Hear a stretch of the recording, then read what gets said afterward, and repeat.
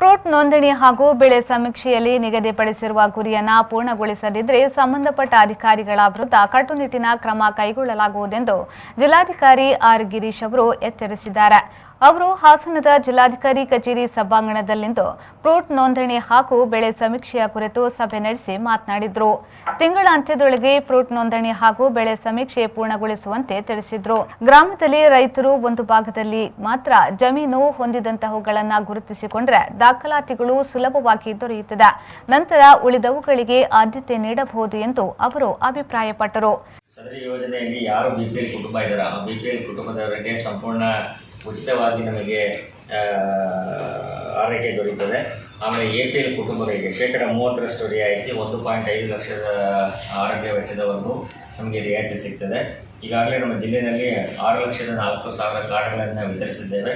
ಈ ಒಂದು ಯೋಜನೆಯನ್ನು ಎಲ್ಲ ಸಾರ್ವಜನಿಕರು ಸಹ ಸದುಪಯೋಗ ಪಡ್ಕೊಳ್ಬೇಕು ಅಂತ ಬಿಟ್ಟು ಮಾಧ್ಯಮ ಮಿತ್ರರ ಮುಖಾಂತರ ನಾನು ಕೇಳ್ಕೊತಾ ಇದ್ದೇನೆ.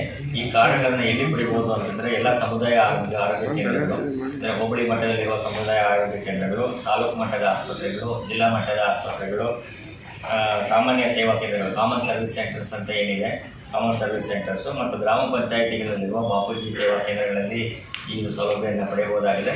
ಇದನ್ನು ಯಾರು ತೊಗೊತಾರೆ ಅವರಿಗೆ 10 ರೂಪಾಯಿ ಪಾವತಿಸಿ ಅವರ ಆಧಾರ್ ಕಾರ್ಡು, BPL ಕಾರ್ಡ್ಗಳನ್ನು ಸದರಿ ಕೇಂದ್ರಗಳಿಗೆ ತೆಗೆದುಕೊಂಡು ಹೋದರೆ ಅವರಿಗೆ ಒಂದು A4 ಸೈಜ್ ಪ್ರತಿನಲ್ಲಿ ನಾವು ಆರೋಗ್ಯ ಭಾರತ, ಆಯುಷ್ಮಾನ್ ಭಾರತ, ಆರೋಗ್ಯ ಕರ್ನಾಟಕ ಕಾರ್ಡನ್ನು ಕೊಡ್ತಾ ಇದ್ದೇವೆ.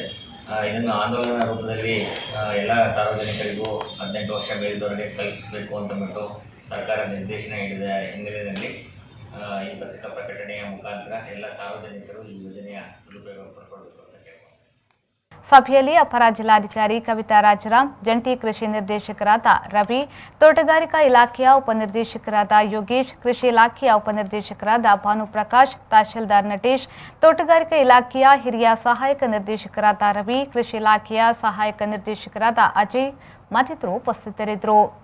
Yogesh BG, V4 news, Hassan.